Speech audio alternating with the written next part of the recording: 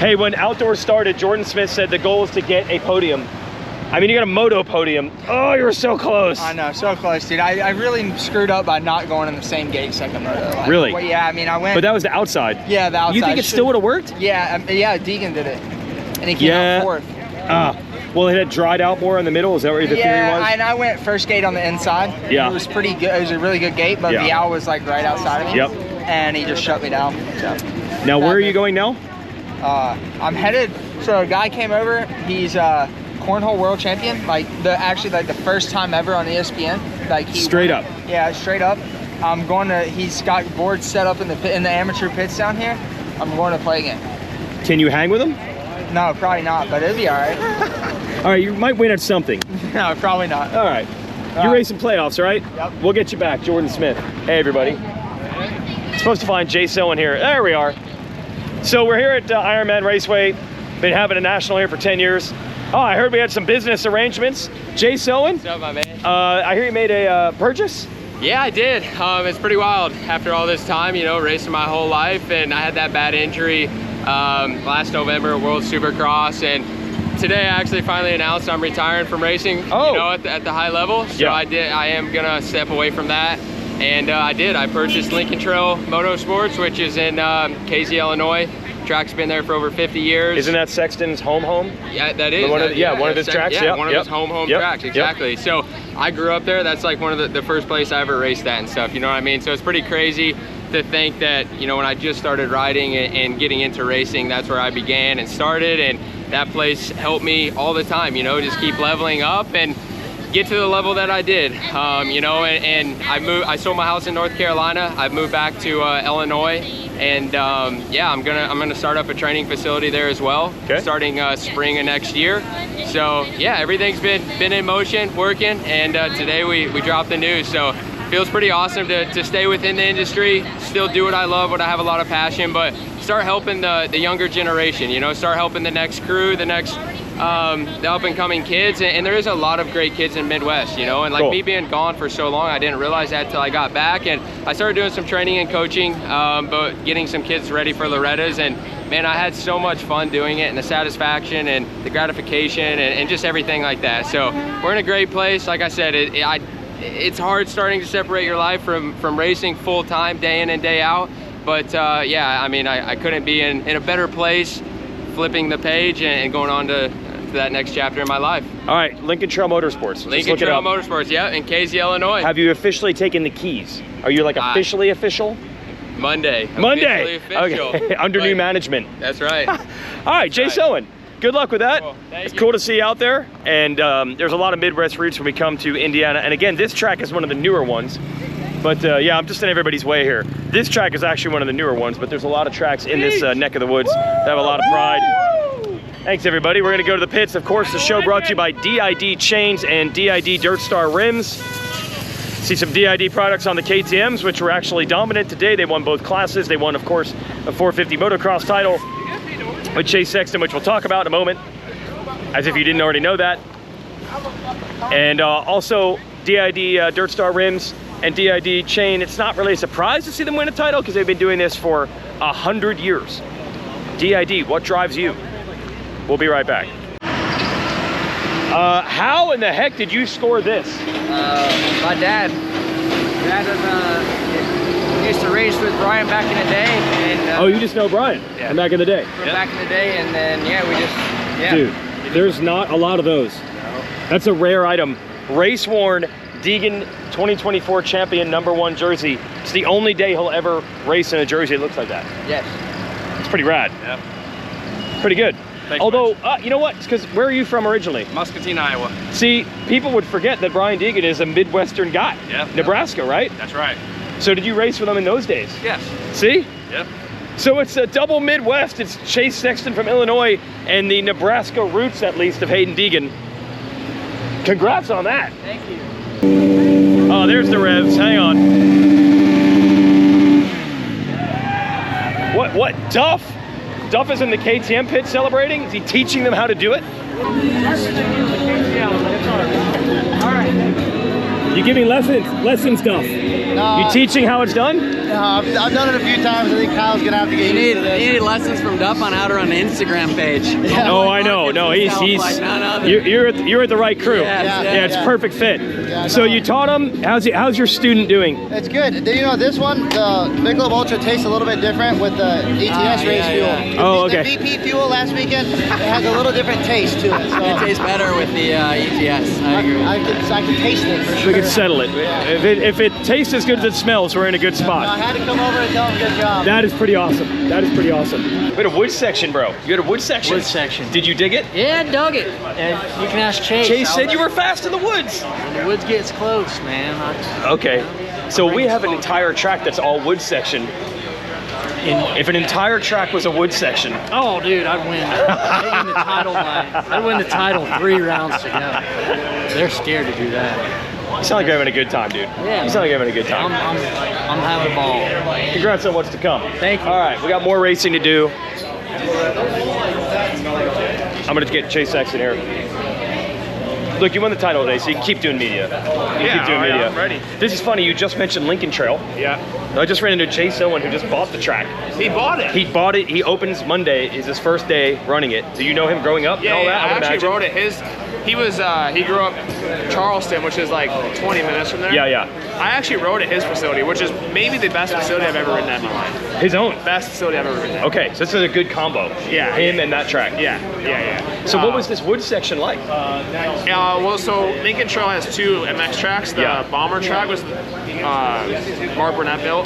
Oh, and then they wow. have the classic track, which they call. That's what I grew up riding on because the other one wasn't built. Yeah. That one's pretty a lot of it's in the trees. It's pretty dark. The dirt's pretty similar to that. Yeah. And yeah, I grew up. I mean, it's like 3 hours from my house. That was Southern Illinois, but they have huge turnouts there, which is it's cool. And if Jace owns it, he's gonna crush it. They get huge turnouts. That's good. So what's neat is this isn't a home track for you, as in you grew up here, but it had the vibe Yeah. of other tracks that you grew up on. It's like it's a mixture, and also the guy that works on it, Randy Bolter.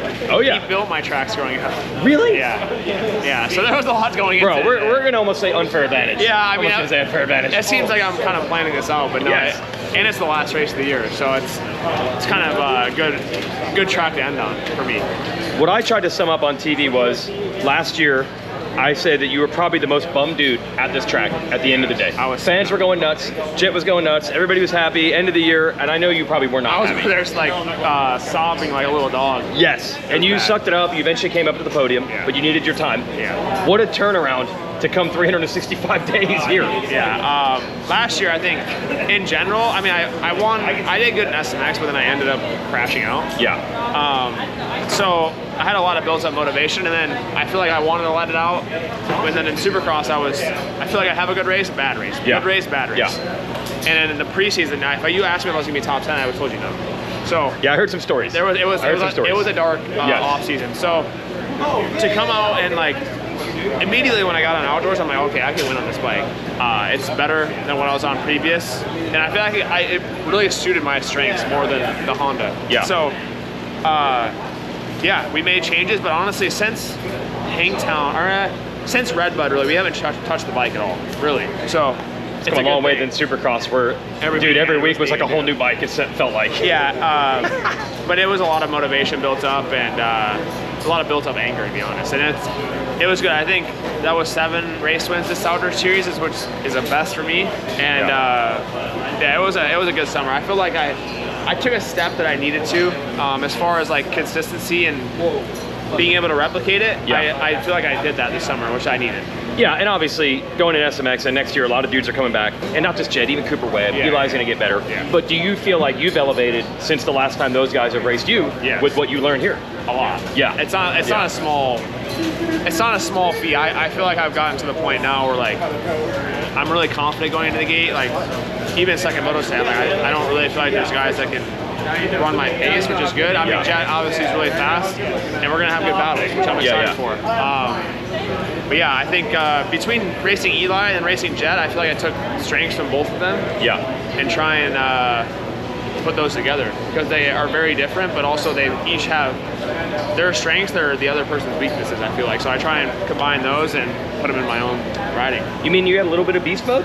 Like a little bit? Yeah, I think I have a riding style mixed between those two a little bit. That's it's not bad. It's not a bad thing to have. No. So the last thing, okay, yeah, I heard the off season wasn't smooth, and I know you're an emotional guy when it doesn't go well. So what does it say about your team that they hung in there? Like, I guess they just took it and just, we'll ride it out, we'll ride it out, we'll ride it out. I think this year I have improved on the emotional roller coaster. Okay. And I think, like I said, the Supercross season, I don't know if I would be here where I am if I didn't have Supercross, because I learned a lot about myself. Yeah. And yeah, it was a struggle. I'm not even joking. I thought about just not racing Supercross. I was that bad. Come on. Yeah, it was that bad. But they managed to. They didn't change their commitment. Yeah, I mean, I was always gonna race. I can't I'm a racer. But like, I told myself I'm not racing. Right. But I'm saying they're dealing with you having these levels of ups and downs, and they're showing up at the same attitude every day. Yeah, they're not letting it affect their commitment. No, and they've been awesome. Yeah. As far as like letting me try stuff, like I've tried some out of box stuff this year. Yeah. Which I don't think they've really ever done in the past. But I think I was that bad. Like I voice when I'm mad. Yes. I try and come off respectful. Yeah. But I voice when I'm mad, and they kind of have to like, okay, let's try something else. So I think that actually helped me, and I feel like I've made strides not being so emotional. But they've been really good at helping with that. But at the end of the day, there's only one person that can pull you out of a hole, and it's really yourself. And that's, I mean, there's everyone helping, but you have to do it. So would it ever feel as good as it does today without those things? Last year here, the struggles in Supercross, does that just make this that much better? I mean, I would like to win 2 championships, but that's true. I mean, you can never get enough, but yeah, it's a good point. I mean, it makes it feel better, yes. From being horrible in Supercross. I mean, I ended up 3rd, but compared to 2023, I was nowhere near where I was that year. So, yeah, I guess we'll see next year. You guys, sounds like you got a bike you gotta get back to. Yeah, I think my mechanic's gonna blow it up, so. They don't blow up anymore. All right, congrats. Let's see the champagne there. That's nice. We're about halfway through that thing. So. Oh, okay. That was an extra candid interview with Chase Sexton. It's the press tent here, by the way. That's the thing, by the way, Chase Sexton, I gotta say this, even in 2022 when he was in this gnarly, look at this. Yeah, it's fine. What a terrible lap. I saw this in 2022 with Sexton. He was always the last guy in the pits, hanging out with friends, with family. He'll do any media. You know, I think we all complain a lot that the riders, they don't tell the truth, they're not transparent. I mean, dude, he's transparent to a fault. You know, the amount of times you'll hear Chase Sexton in an interview say, I was horrible, or all the struggles there with the bike. I mean, he talks about it a lot, which is, I think this is a thing we're all asking for. He does it. We got to give him credit for it. And this is the perfect storyline. What I said yesterday in the preview show was, you know, how do you have championship narratives when, you know, there's just so many different variables in racing, you know? And how do you sum it up? And the obvious way is to just look at the piece of paper and say, here's the champion at the end of the year, and he is. And if we got any other bench racing to do, we'll settle it when everybody else races. But the perfect example is Ryan Dungey, who at the time when Ryan Dungey would win a title, sometimes he was the best guy straight out. 2016 Supercross, for example. I don't think there's any doubt. But, you know, other years, guys would get hurt or guys wouldn't race and Dungey would win. And then you'd be like, is Dungey the best guy? I don't know. Does anyone question that with Ryan Dungey anymore? No, Dungey's just one of the legends, one of the guys, one of the heroes. So that's what this title is really going to do. It's going to make that the case for Chase Sexton going forward. Eventually, he will just be known as a multi-time 450 champion. Maybe a lot more titles, or maybe just 2. But either way, this title cements him being able to walk around forever as a champion of the premier class. And you know, the Olympics just wrapped. Olympians will tell you, you win that 1 gold medal one time and the rest of your life is different. That's kind of the case here. Chase Sexton can walk differently, talk differently. Everything is different when you have these types of titles. And there's not many people that have them. So congrats to him. As for the 250 class, Hayden Degan, it was really funny. I forgot to say this in that championship narrative story I was telling yesterday. Here's the star team over here just to make this like symbolic. Star trucks behind me. Yeah, like Levi Kitchen had won 3 of the last 4. But if you're Hayden Degan, you would say, I went down to the first turn at Millville. Unadilla was sketch in second moto. I had a points lead to protect. I beat Levi straight up in Moto 1. Last week, I had the title in Moto 1. Moto 2, I wasn't as interested. You know what I mean? There's always these other things in the margin. It's so hard to tell the narrative. We could easily say that Kitchen won 3 of the last 4 or 2 in a row. But then if you're a Degan guy, you could easily say, well, that was just circumstances. Degan's still the best guy. And he did try to put that stamp on the proceedings today with a really strong second moto, like really, really strong. And it's funny how many 250 guys are leaving today with like confidence, but at the same time, Degan just showed he's boss man in so many ways. Playoffs are coming up next. There's the Lawrence crew. Talked to Mom and Dad this morning, and I said, just in case, do you have Hunter Lawrence championship shirts in the truck? And they said, nah, their agent Mertz thought about that. And we said, look, the odds are very slim. And here's something cool that Emma, Hunter's mom, said. She's like, we're here to celebrate anyway. Second place as a rookie is awesome. We celebrate that. We're really happy with the progress and how quickly he's developed.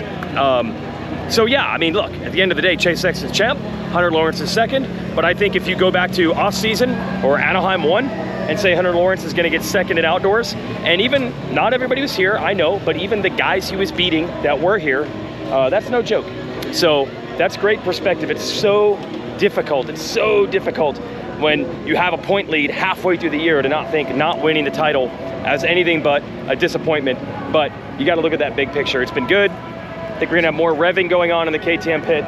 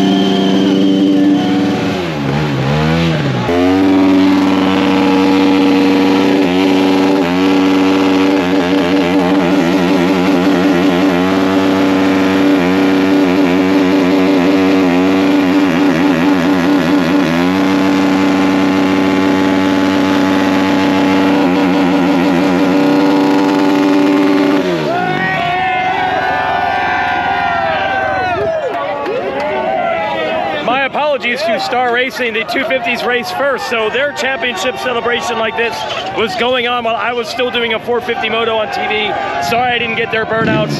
Apologies to Duff last week on last week's show. The KTM's doing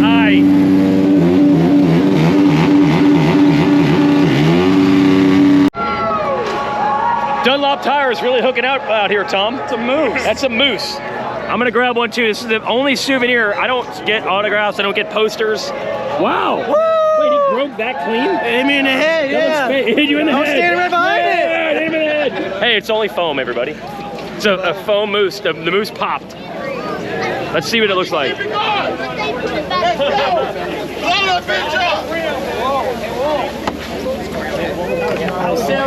I don't even know what I'm looking at there.